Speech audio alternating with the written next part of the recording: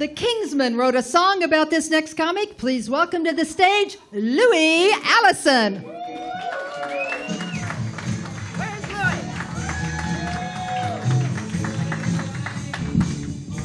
How's everybody feeling tonight? All right. Oh, it's good to be here. Whew. All right, I'm a single dad, working 2 jobs. I get my son on the weekends, and come Saturday morning, he wants to hit the ground running. He wants to get up and go. So he comes in the room, he's standing over me. Hey, Dad, you awake? It's 5:30 a.m. Yeah. What? You awake? Let's go skateboarding. Now, what I want to do is roll over and go back to sleep. So here we are at the skateboard park at 6 in the a.m. I noticed the kids all around doing all kinds of crazy shit. And I'm thinking, I could do this. I skateboarded when I was a kid.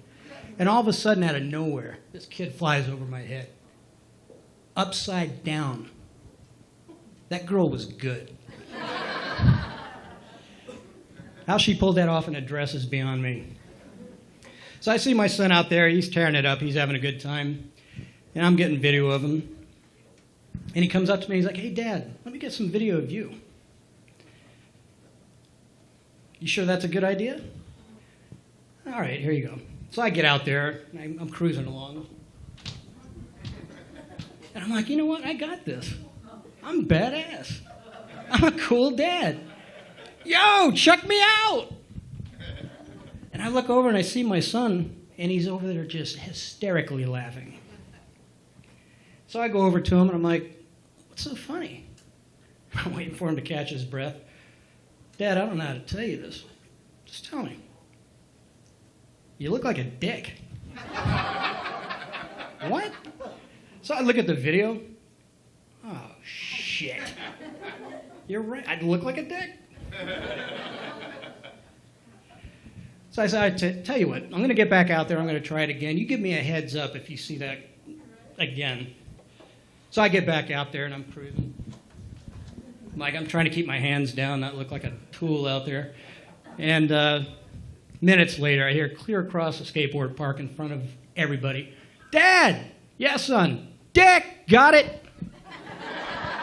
That's it. I'm done. I'm out. So we're driving home. I look over at him. You know, you didn't have to call me a dick in front of everybody. He's like, that's nothing. You should have heard what that girl was calling you.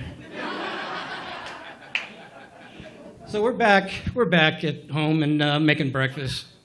He's in there playing video games. I decide to go out and run out to the car, and I see my neighbor coming down the stairs.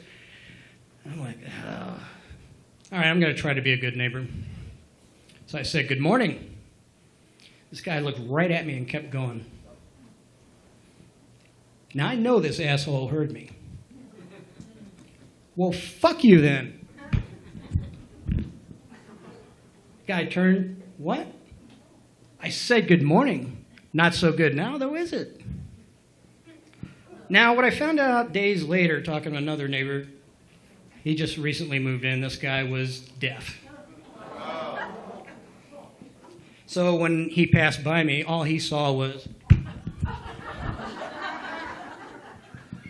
So not only do I look like a dick, turns out I am a dick. All right, so the weekend flew by, as they always do.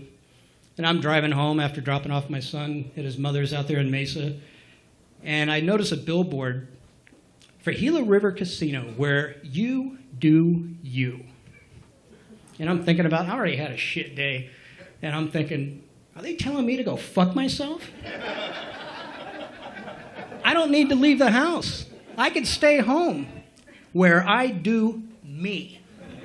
And I don't have to spend any money. All right, now some of you out there probably noticed I got a little bit of a hand trimmer. A little bit. Now, it's a condition called essential tremors. Runs in the family. And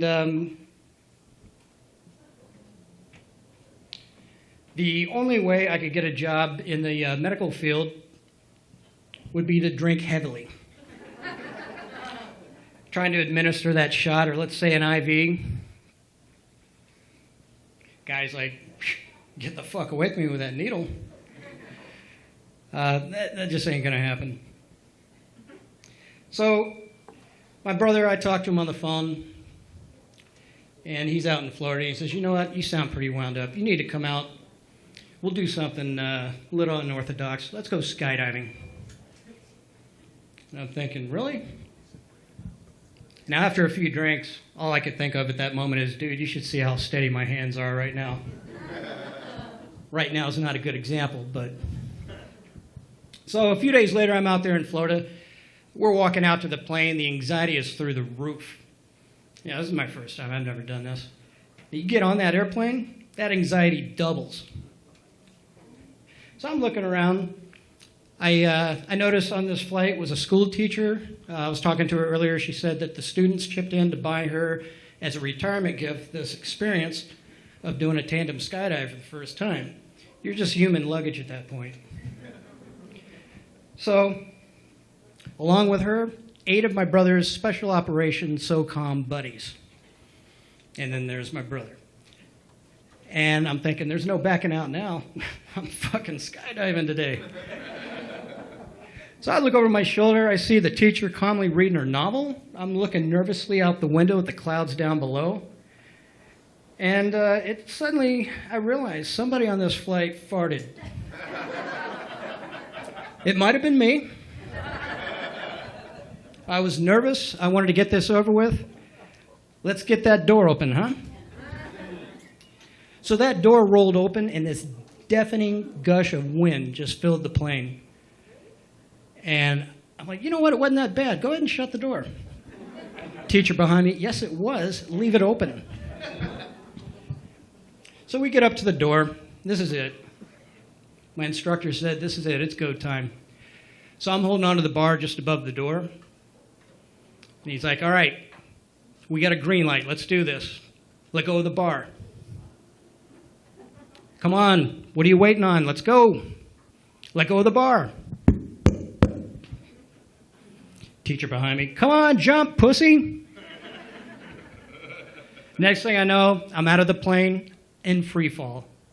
I'm doing it. I'm skydiving. 120 miles an hour, terminal velocity, knees to the breeze. Just me, my instructor, and that bar in my hand. You've all been a great crowd. Thanks for coming out. I appreciate it.